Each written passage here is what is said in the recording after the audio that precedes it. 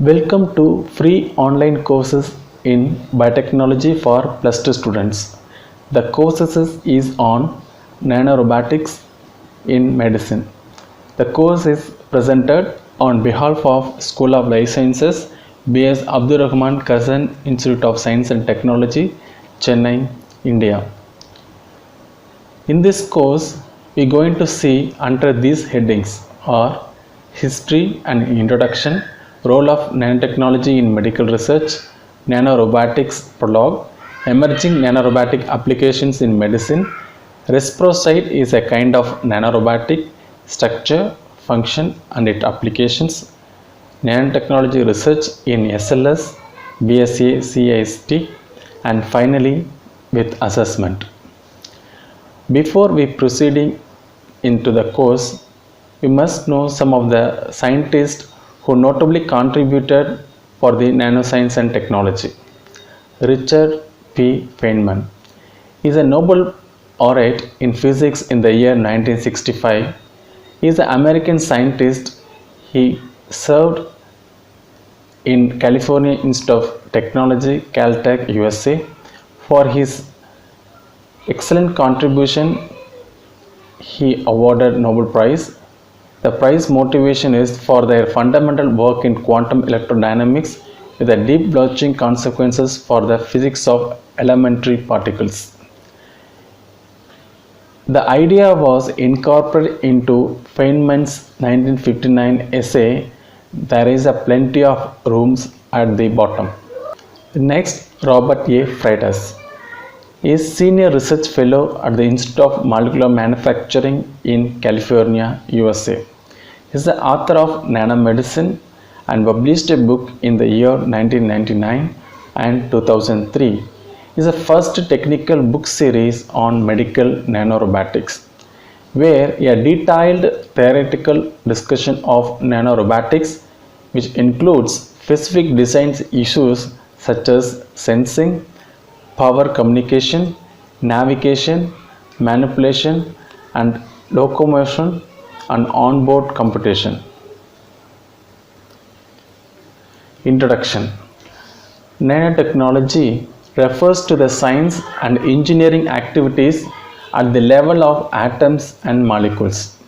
A nanometer is a billionth of a meter, that is about 1 by 80,000 of a diameter of a human hair or 10 times the diameter of hydrogen atom. Also can be referred as applications of nanotechnology in medicine called nanomedicine. Nanomedicine is defined by the Freitas in the year 2006 is the process of diagnosing, treating and preventing disease and traumatic injury, of relieving pain and of preserving and improving human health using molecular tools and molecular knowledge of human body. Role of nanotechnology in medical research. From the basic research, which include molecular biology, genetics, proteomics, systems biology, and apply the nanotechnological procedures and tools such as nano manufacturing, nano imaging, nano sensing, nano manipulation, and computation tools to fabricate the biomedical devices for tissue regeneration, drug delivery, in vitro diagnostics, implantable devices, smart nanomaterial, and nanorobotics for the benefit of translational research such as cancer therapy, heart, and brain research. Nanorobots would constitute any smart structure capable of actuation, sensing, signaling, information processing, intelligence, manipulation and swarm behavior at nanoscale, that is 10 to the power of minus 9 meter. Nanorobots could propose solution at most of the nanomedicine problems. Bio-nanorobots. These nanorobots designed and inspired by harnessing properties of biological material such as peptides and DNAs, their designs and the functionalities. These are inspired not only by nature but machines too. You can see a ribosome is a biological machine that will contribute for the protein synthesis. Nanobots are injected with a radioactive dyes into the patient's bloodstream.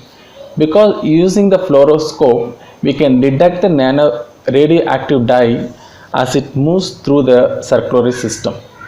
Complex 3D images would indicate where the nanorobot is located in the human system. In future, it was hoping that it will become a doctorless surgery, scareless treatment, painless diagnosis, and timeless experience. These are some of the nanorobots that is prepared on basis of different mechanical and electrical principles. The first one is a chemical propulsion, magnetic actuation, caustic propulsion, and biological propulsion. Caustic propulsion, they use sounds for its movement, whereas in the chemical propulsion, it reacts with the chemical and it propels to forward in the stream. It will be used for various purposes such as delivery, surgery, sensing, and detoxification.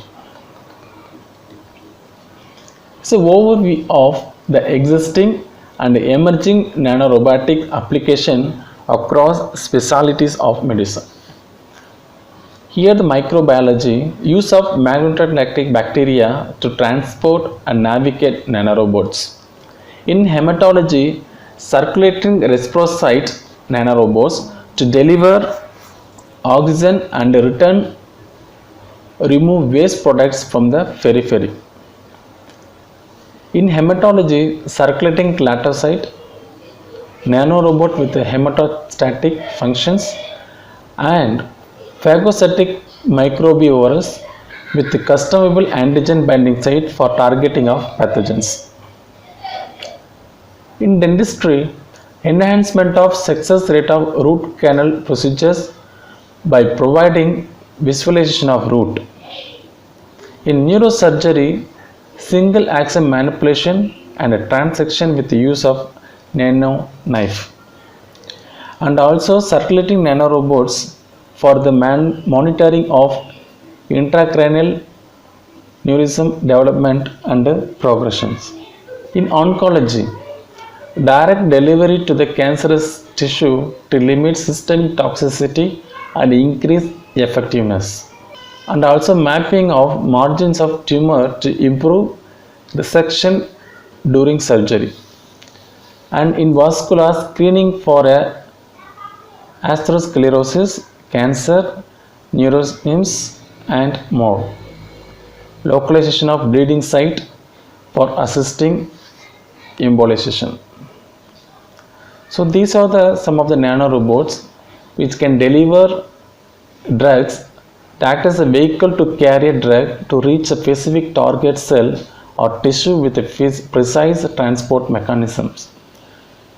This one, it will also be used in body surveillance that includes monitor, diagnosis and warning the safety level in the body. For example, diabetics. These type of nanorobots contain some chemical that kills cancer cell one by coating with a specific protein that can bind only with the cancer cell receptor, not normal human cells. These type of nanorobots can also do many microsurgery including in eye with 100% success rate and no trauma and side effects. And these nanorobots can also be used in gene therapy, altering the mutations or any genetic error, thereby treating the genetic disorders such as cystic fibrosis by chromosomal replacement therapy. The next reciprocyte is a nanorobot's structure and functions and its application. So in the first slide, you might see this picture along with RBC. The spherical shaped nanorobots is called Resprosite.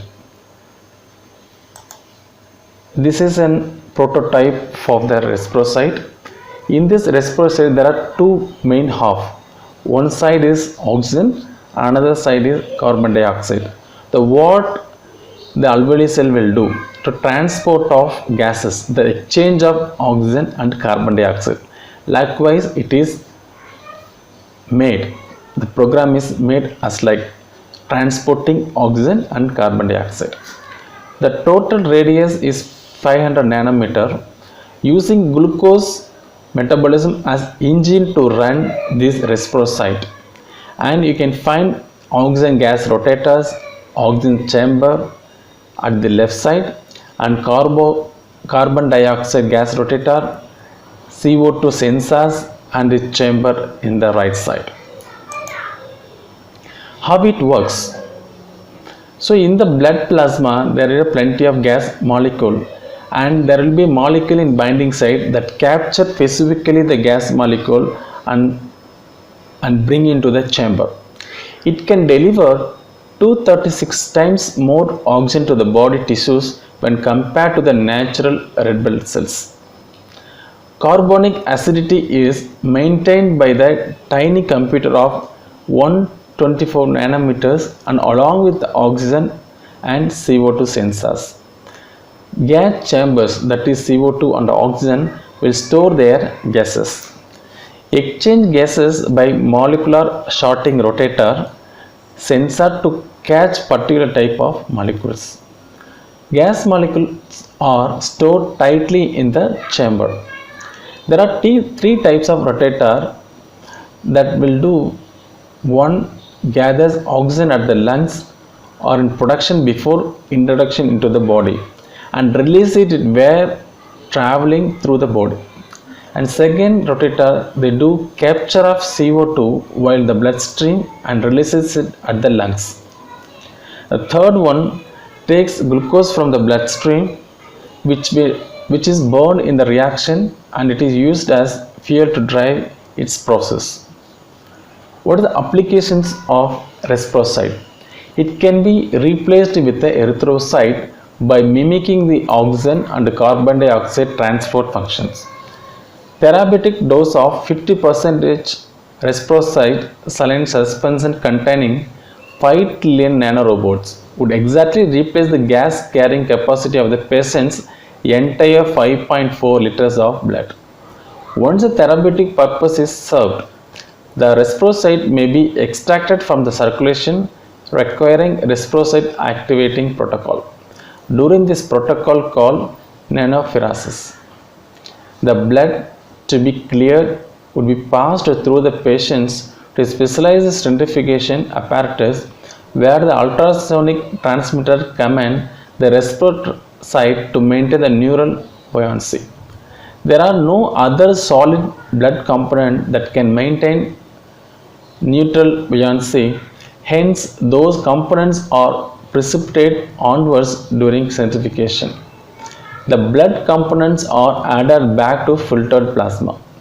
The filtered plasma is recombined with the centrifuged solid blood components and then returned undamaged to the patient's body.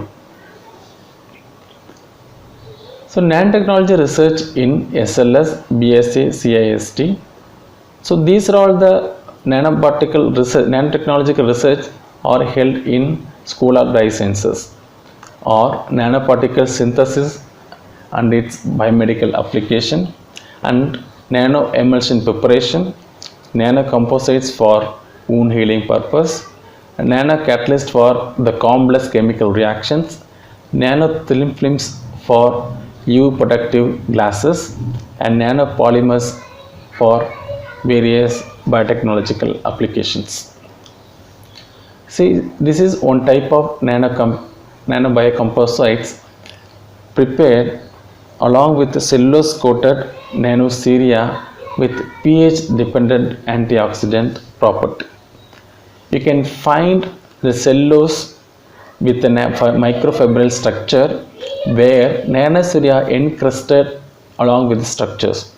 This microporous structures is facilitate where the cell will attach very tightly and will facilitate for the wound healing along with antioxidant property. We can find the nanocilia that is embedded in the cellulose system, and this nanobiocomposite is not harmful to the cell, whereas it not produces any ROS, that is reactive oxygen species. So these materials are biocompatible. And we attempted a simple and stable synthesis of gold nanoparticles with miricetin adopting ultrasound assisted method. We evaluated anti-cancer activity of synthesized nanoparticles, shortly MI or gold nanoparticle, exhibited depolarization of mitochondrial membrane potentials and production of reactive oxygen species.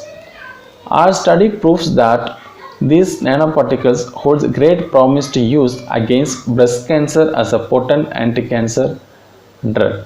You can find the gold nanoparticle on the miricetin, where it is used for anti-cancer therapy in general and breast cancer in particular. And this image is showing that the apoptotic morphological variations of breast cancer cell lines called MCF7 with the AOEB staining observed using fluorescence microscope. The first one is control cells, and the next one is the cells treated with gold nanoparticles. And the TAPI stained image of breast cancer cells is treated with gold nanoparticle showing chromatin fragmentation in the arrowed area. These are the references, and course assessment on nanorobotics will be held shortly. All the best for the same. Thank you. For more detail, please contact us School of Life Sciences, B.S. Abdurrahman Crescent Institute of Science and Technology, Chennai, India. To email us dean.sls@crescent.education. Thank you so much.